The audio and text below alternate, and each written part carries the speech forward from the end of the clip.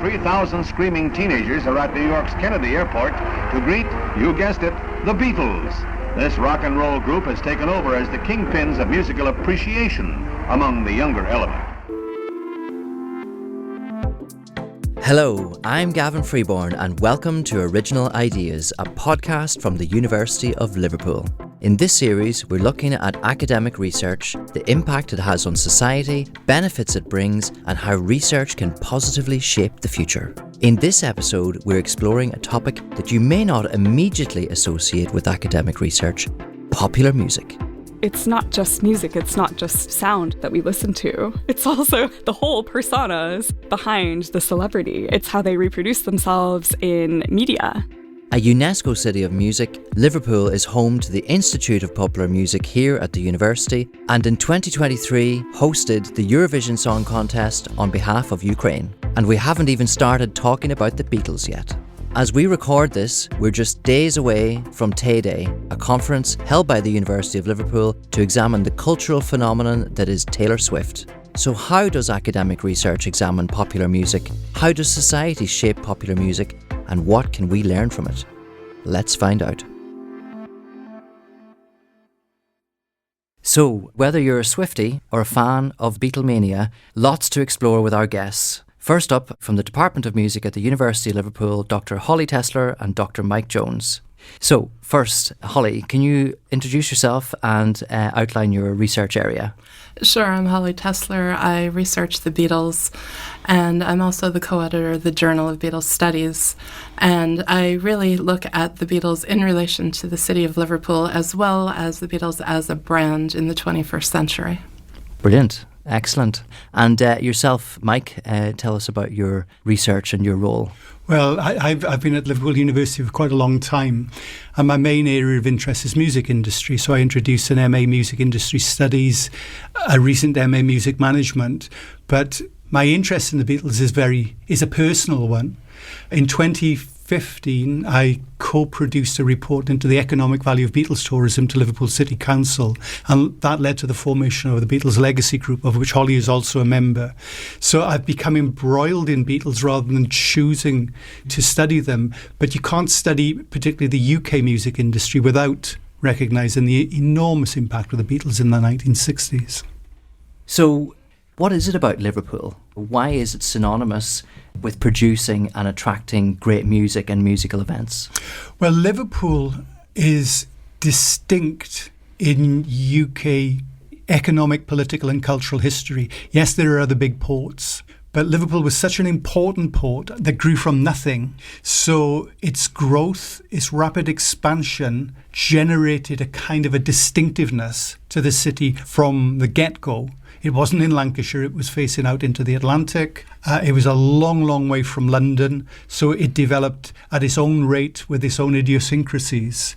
But the fact that it was the port for the British Empire made it incredibly important, incredibly wealthy. But again, it's the distinctiveness of being only a port city. I mean, Liverpool had industries beyond that.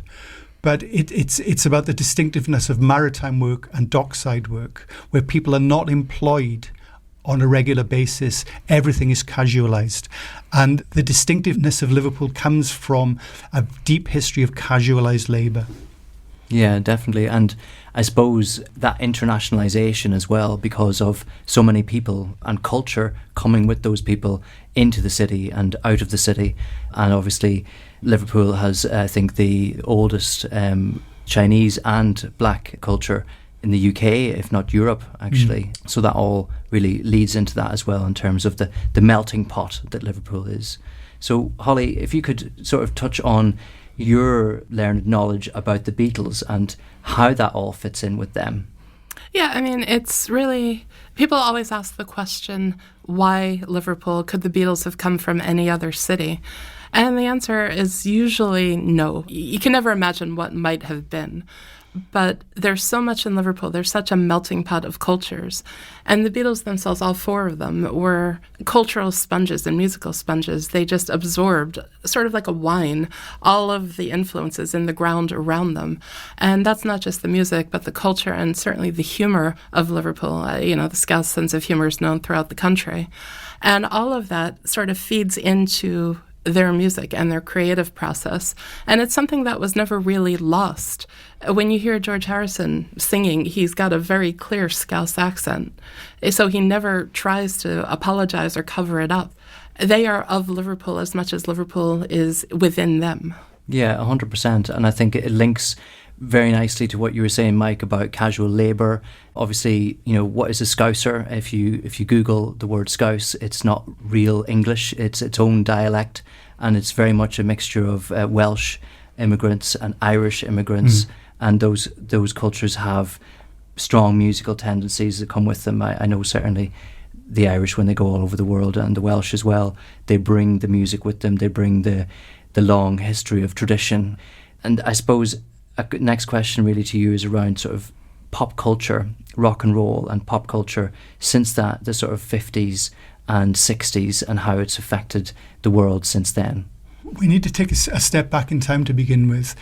Liverpool's music history again is distinctive because the topography of Liverpool is that the city centre is highly concentrated.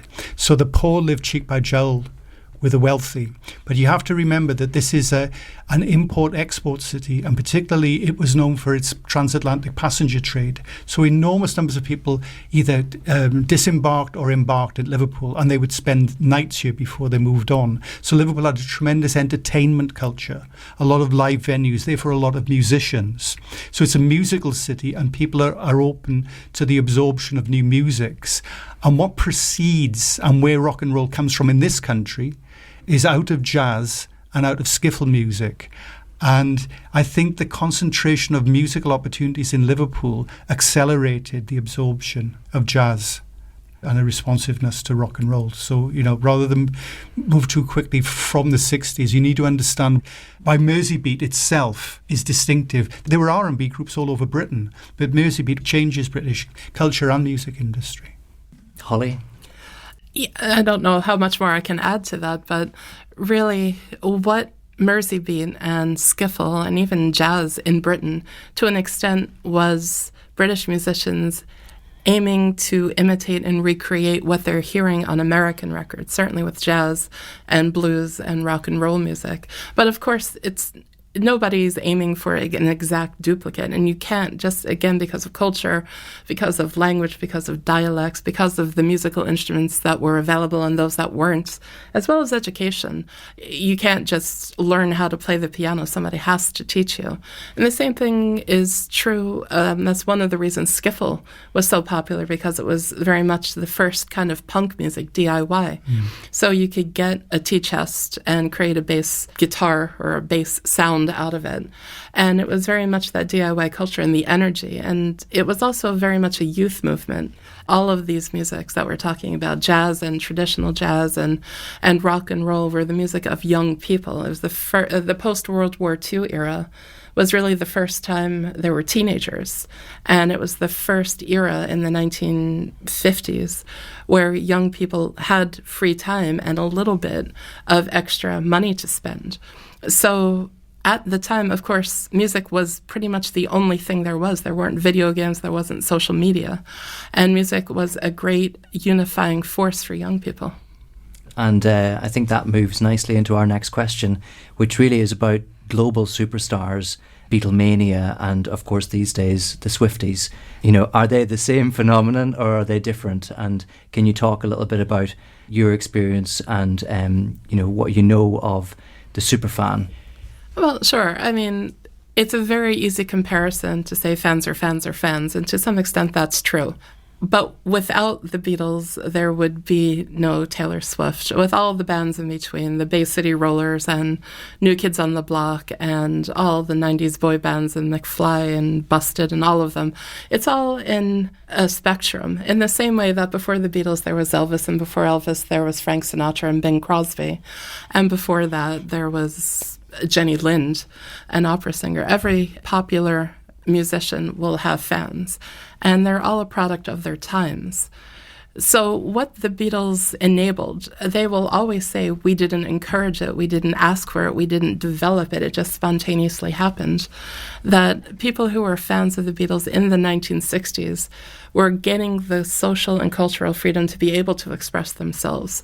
So when they're screaming at Beatles concerts, they're not necessarily screaming at the Beatles, they're screaming because they have the freedom to do so, because culturally it wouldn't have been acceptable in the same way in decades previous.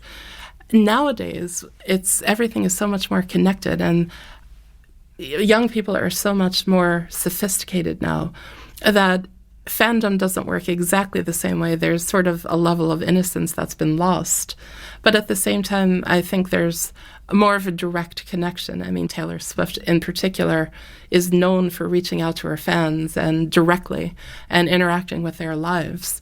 And I think that's what the difference is, that in the 60s and, all the way up through to when we had social media, there was always that barrier, those gatekeepers.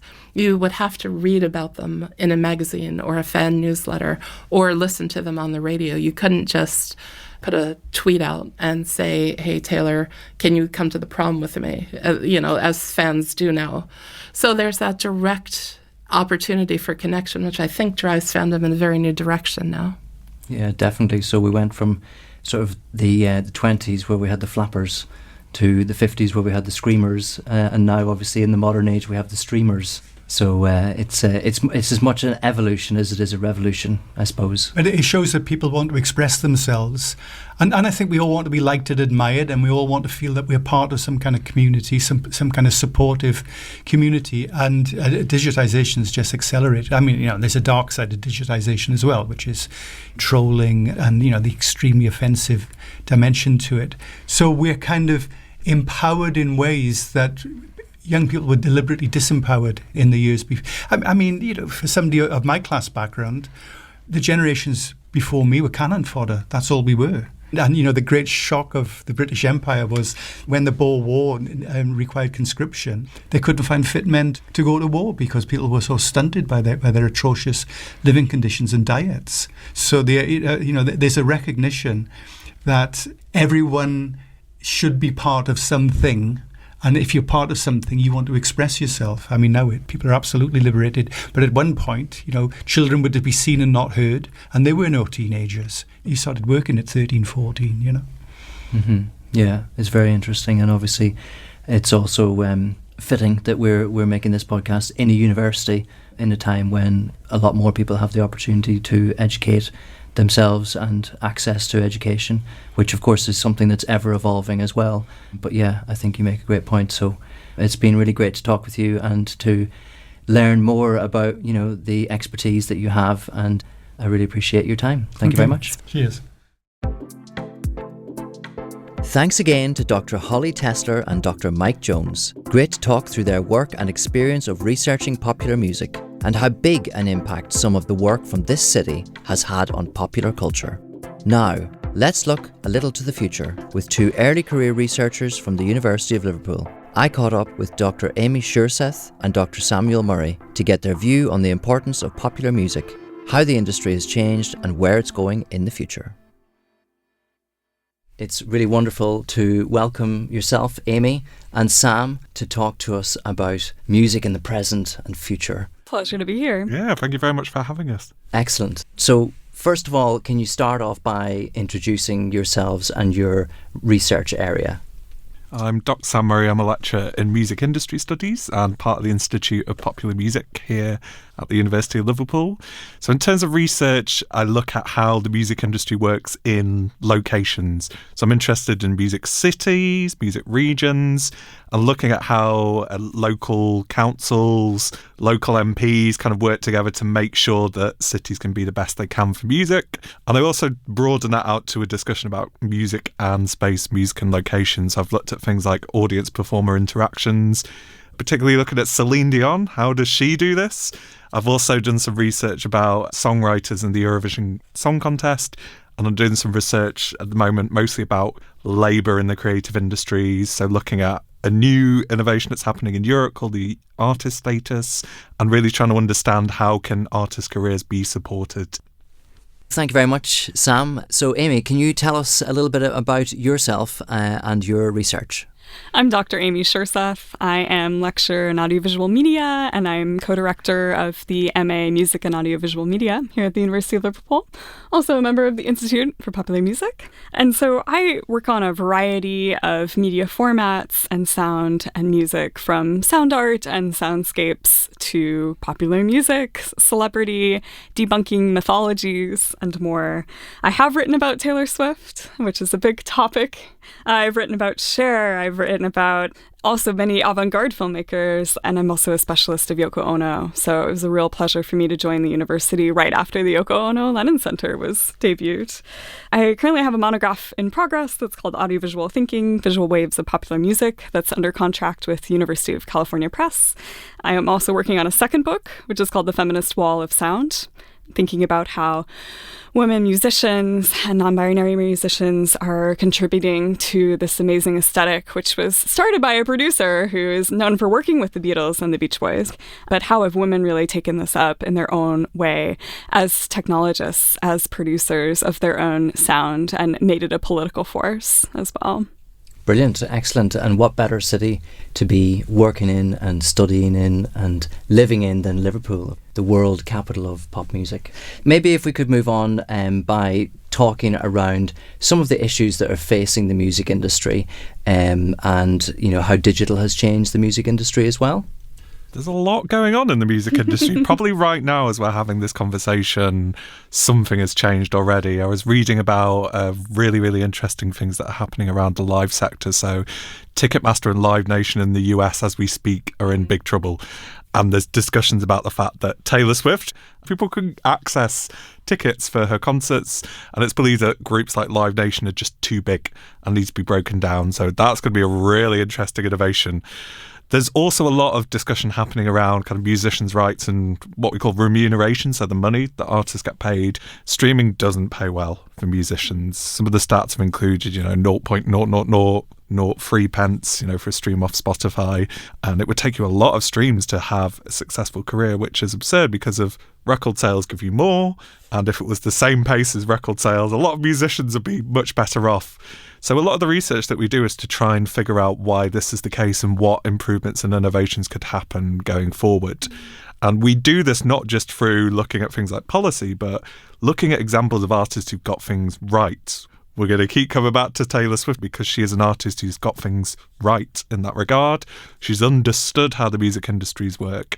And in fact, we're going to be celebrating her at a special event here at the university on the 12th of June that we've entitled Tay Day, which is going to be a celebration of all things Taylor Swift because she is such a remarkable figure in challenging and changing how the music industry works as well. Yeah, I'm particularly interested in, as I was saying, women in the music industry and how they navigate an industry that, let's face it, has been dominated by male creators, and women famously have not gotten credit for their work all the way back to Big Mama Thornton with Elvis and Hound Dog, right? I mean, she debuted and performed that piece. I really encourage you to check it out if you haven't seen it.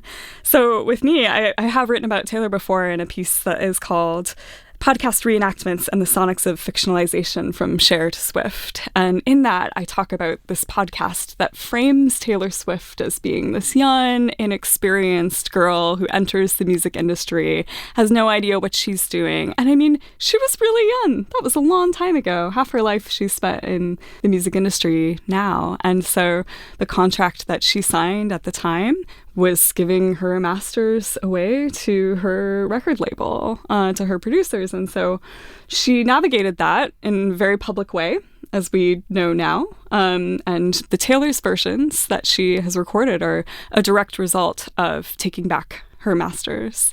And the ways that she's done that have been multifold. She is famous for having a huge fan base, and her fans really took to social media in support of her taking back her masters.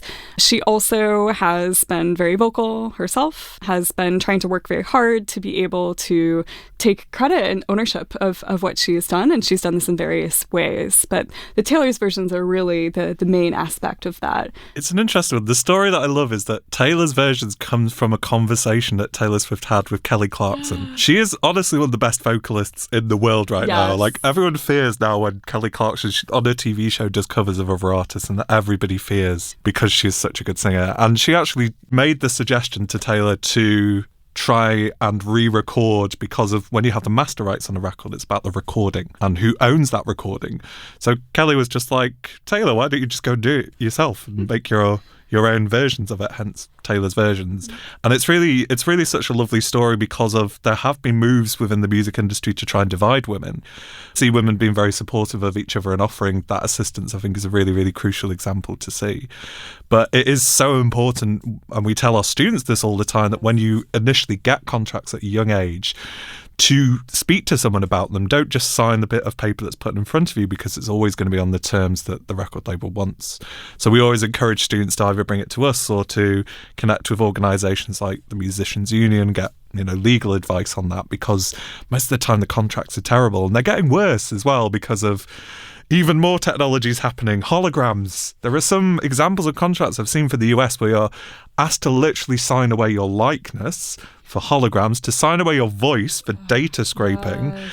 And it's just going to get worse with AI technology moving. So we need to be prepared for that, and we need to get ready. And I think that's one of the things that University of Liverpool's Department of Music does incredibly well. Our music industry folks are so good at what they do and have been incredibly involved in the city of Liverpool, in the city region, but also in preparing students and really having one-on-one contact with them through the record label Merciful Sound, through so many other aspects. And it's been such a pleasure for me coming here only 2 years ago to just learn so much about the industry. And you touched on Taylor's fans and the super fans, and earlier in the episode we talked with Mike and Holly about the Beatles and Beatlemania and the super fans, of course, and they touched on culture and the different aspects of culture and the sort of evolution through time. So can you tell us a little bit more about Taylor's fans that are known as Swifties? Yes, that's right. Well, and it's funny because Sam and I are about the same age as Taylor. And, I grew up in Iowa, which is a state in the middle of the U.S. and where Taylor's music was everywhere. Starting as a country artist, a singer-songwriter, more skewed towards country, I should say. She's really remade herself throughout. And this is why the Eras concept is so interesting and so important to her career, because she has had fans who have followed her since that very first debut album, even through all of these interesting changes that she has made genre-wise, instrumentally, the producers that she has been working with. Her fans have followed her from the very beginning. And Sam and I, in running Tay have gotten to talk to a lot of people recently, how they actually have followed her from the very beginning. For example, one of our participants in Tay, Poppy Hunt, is running an exhibition which is going to include archival materials from the very first concerts that she attended. It really is incredible. Fandom is something that is talked about in very detrimental ways, especially when fandoms include young girls. It's very gendered, and for Taylor's fans, it's incredibly gendered. It's one of those things, and I don't want to be too binaristic here, but it's important to reconcile with, again, the fact that women have just been subordinated in the music industry. And fan studies is something in academia that has taken a long time to be taken seriously. But as we know from studying pop music phenomena, one of the most important things that we do as academics is to consider our audiences and how we're communicating and how we're reaching people. And Taylor is a mastermind at doing that for her fans. I mean, she has been able, since that very first debut album, to take to social media and be able to connect to her fans through whatever channels necessary. Also to go to Walmart on release days and be in the flesh. I mean, it's hard to think about that right now, right? She wouldn't be able to do that. She's become so big. But she really had this kind of grassroots thing going back in the day through social media and in these media appearances. So she's she's shown that she's incredibly savvy at reaching out on multiple channels. And now to get multiple kinds of fans, right? Not just the fan base that you would kind of stereotypically associate with her and her music, but in fact, Sam and I would say our probably collective favorite album is Evermore, and Folklore and Evermore, they really captured a different fan base. They definitely did, and working with, indie producers, famous indie musicians, Chaim, Bon Iver, working with Aaron Dressner from The National appear on the record as well. It's really spoken to different audiences and in different ways that are quite unexpected. Yeah, 100%. Taylor is an incredible business person and a great chameleon. And connecting with these artists who obviously already have massive fan bases themselves in slightly different types of music and hybridizing. It's a great way to develop, really, isn't it? And popular music is all about hybridization. It's not just music, it's not just sound that we listen to. It's also the whole personas behind the celebrity. It's how they reproduce themselves in media as well. As an audiovisual media scholar, I'm really drawn to her music videos as another way to capture a lot of different fan bases and to sort of hybridize herself. I mean, in the video for Look What You Made Me Do, she presents herself even long before the Eras concept was put out into the world recently. She puts herself in all of these different personas for her previous albums. And it's so fascinating how you can use the music video form to reach different audiences, but also tell a different story with the song that might be more politically aimed, as we can see in other music videos, like You Need to Calm Down.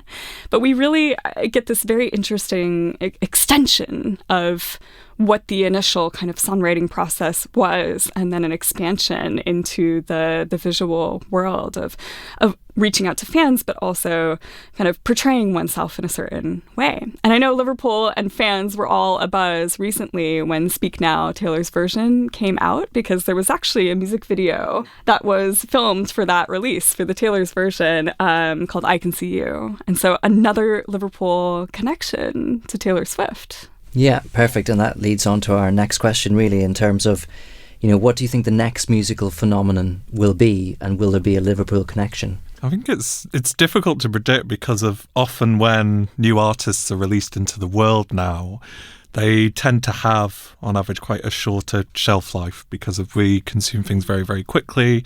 And my colleague Matt Flynn has written a lot about kind of attention span that audiences have, and it's got less and less.